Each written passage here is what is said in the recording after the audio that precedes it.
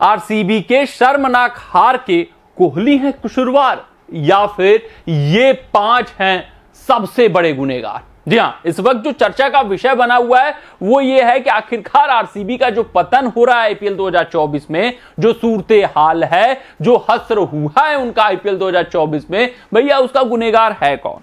कोई जिम्मेदारी लेने को तैयार नहीं है। न गेंदबाजी में दमखम दिख रहा है, न बल्लेबाजी में वो धार नजर आ रही है कि भैया ये बल्लेबाज जिता देगा, ये बल्लेबाज यहां पर खेल लेगा, ये बल्लेबाज यहां पर खेल लेगा। समस्याएं ही समस्याएं बनी हुई है। आईपीएल 2024 के पॉइंट्स टेबल पर अगर हम नजर डालें तो आरसीबी टीम का 8वां स्थान है, और अगर हम उनके गुनहगारों की बात करें तो कोई किसी के ऊपर ठिकरा फोड़ता हुआ दिखाई दे रहा है, कोई किसी के ऊपर ठिकरा फोड़ता हुआ दिखाई दे रहा है। उनके प्रशंसक हैरान और परेशान है, आखिरकार असल में गुनहगार है कौन? वो कोहली हैं जो सबसे धीमा शतक लगाते हैं, या फिर अन्य खिलाड़ी? इसी बात पर हम चर्चा करने वाले हैं। ये देखने, ये सोचने और समझने की कोशिश करने वाले हैं कि जो आईपीएल 2024 में आरसीबी का हस्र हुआ है वो किन खिलाड़ियों की वजह से हुआ है और क्यों हुआ। इन सभी बातों पर हम नजर डालेंगे, लेकिन वीडियो में आगे बढ़ने से पहले आप सभी व्यूअर से यही आग्रह है, यही अनुरोध है कि अगर आपको हमारे अपडेट्स पसंद आते हो तो वीडियो को लाइक, चैनल को सब्सक्राइब, हाँ फेसबुक पेज पे अगर आप वीडियो देख रहे हो तो फेसबुक पेज को फॉलो कर दीजिएगा। कमेंट सेक्शन में कमेंट जरूर दाग दीजिएगा कि आपके हिसाब से आरसीबी का जो हस्र है आईपीएल 2024 में उसका सबसे बड़ा गुनहगार कौन है कसूरवार। सबसे पहले हम बात कर लेते हैं विराट कोहली के ऊपर। भैया इस वक्त जो ट्रेंडिंग टॉपिक है, चर्चा का जो सबसे बड़ा विषय है वो विराट कोहली की पारी है। ये शतक आया है, इस शतक की चर्चा नहीं हो रही है। इस जो जांबाज पारी खेली है विराट कोहली ने उस पर प्रशंसा नहीं हो रहा है, बात हो रही है स्ट्राइक रेट की।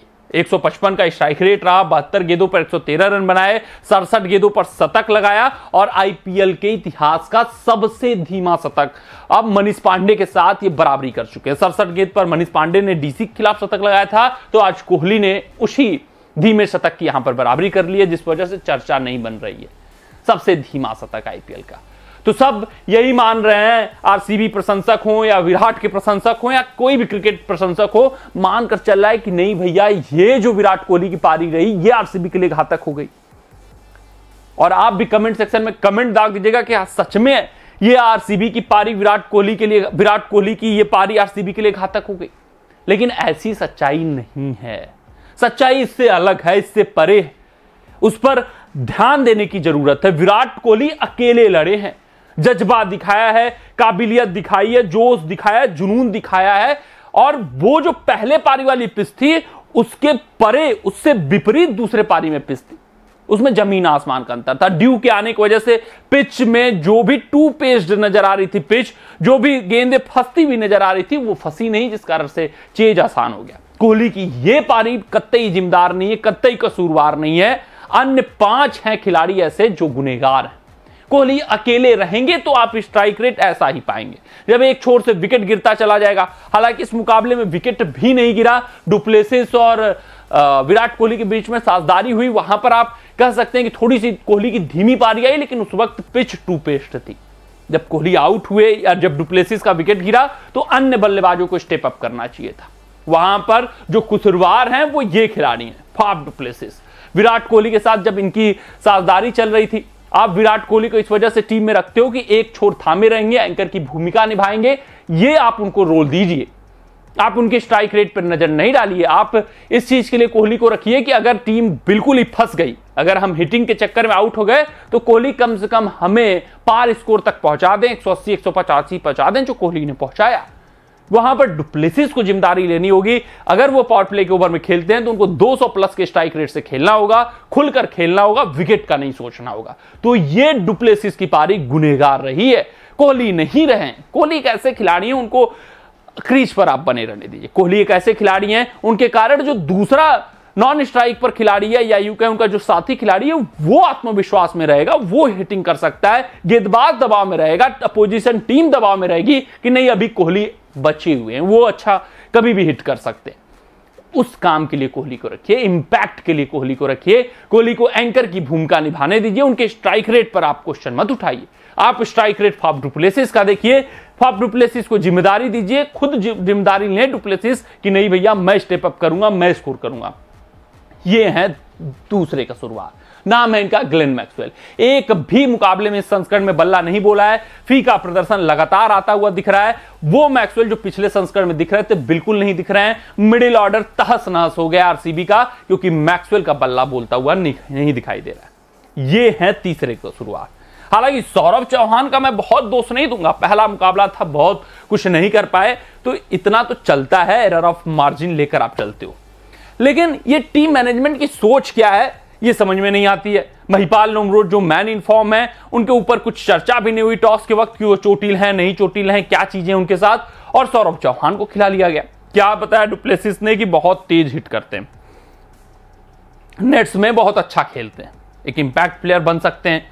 लेकिन भैया जो ऑलरेडी आपके तरफ से इंपैक्ट प्लेयर के रूप में आकर स्कोर कर रहा हो, जो चौके छक्के मार रहा हो, एक मुकाबला आपने जीता है तो उसी के दम बूते पर जीता हुआ है, नाम उसका महिपाल लोमरोड। इस मुकाबले में नामो निशान उस खिलाड़ी का देखने को नहीं मिला।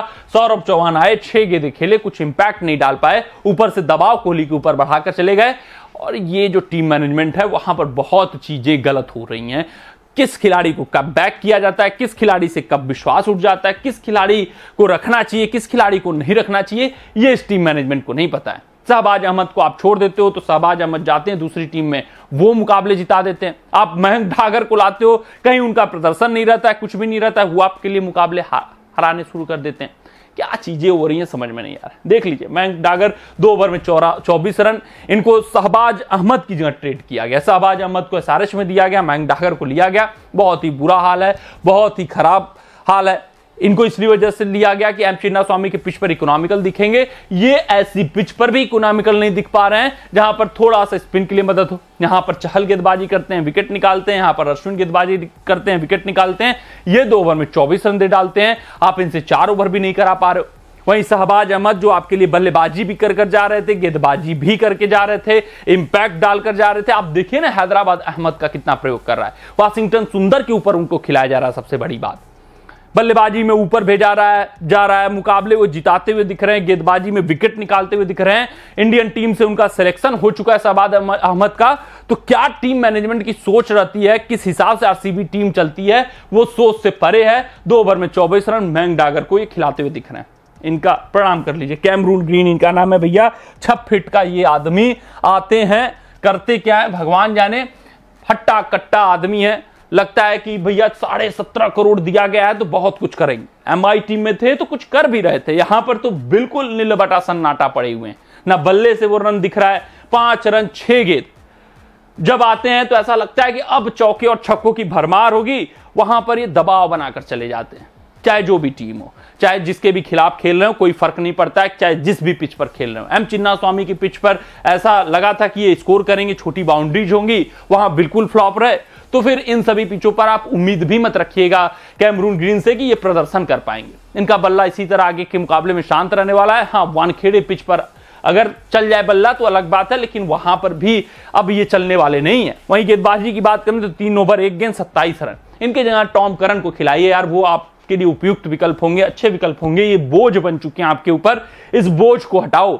अब इनको देखने का मन नहीं करता है, बहुत बुरा हाल है। 17.5 करोड़ खर्च क्यों हुआ है ये समझ नहीं आ रहा है। अभी का सबसे हाईएस्ट ट्रेडिंग किया हुआ है, जॉस हेजलवुड को छोड़ा, कई दिग्गज गेंदबाजों को छोड़कर कैमरून ग्रीन को लिया, अपनी गेंदबाजी को कमजोर किया, मयंक ठाकर को ट्रेड करके अपनी टीम में लाए, शहबाज अहमद को छोड़ा, हसरंगा को छोड़ा।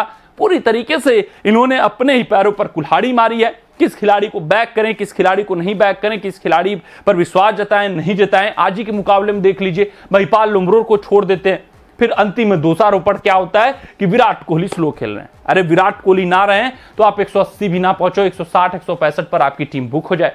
तो कम से कम कोहली हैं तो 180 पहुंच जा रहे हैं, अन्यथा वो भी ना पहुंच पाएंगे। तो दोषारोपण कोहली के ऊपर झूठी हो रहा है, उनके स्ट्राइक रेट पर सवालिया निशान उठाए जा रहे हैं, वो भी कोई तुक नहीं बनता है यार। कोहली आपके स्ट्राइक रेट के लिए नहीं है, कोहली वो डराने के लिए है, कोहली ये विश्वास जताने के लिए है कि आपकी टीम अगर लड़खड़ाएगी तो वो पार स्कोर पहुंचा सकते हैं। कोहली इसलिए अगर आपको एबव पार चाहिए, आपको ड्यू फैक्टर के कारण 10-20 रन एक्स्ट्रा चाहिए तो डुप्लेसिस को स्टेप अप करने दो, मैक्सवेल को स्टेप अप करने दो, कार्तिक को बुलाओ, लोमरोड को बुलाओ, उनसे स्कोर कराओ। ग्रीन किस लिए खरीदे हो, उनसे स्कोर कराओ। तो ये कारण है, गुनेगार ग्रीन है, गुनेगार मैक्सवेल है, गुनेगार टीम मैनेजमेंट है जो लोमरोड को बैक नहीं कर रही है। ये खिलाड़ी गुनेगार है। कमेंट सेक्शन में कमेंट डाल दीजिएगा कि आपके हिसाब से कौन है सबसे बड़ा जिम्मेदार। मिलते हैं अगले रिपोर्ट में, तब तक आप अपना ध्यान दें, सुरक्षित रहें, स्वस्थ रहें, मस्त रहें। जय हिंद, जय भारत। अगर ये वीडियो आपको पसंद आया हो तो इसे लाइक और शेयर करें और क्रिकेट से जुड़ी अन्य जानकारियों के लिए हमारे चैनल को सब्सक्राइब करना ना भूलें।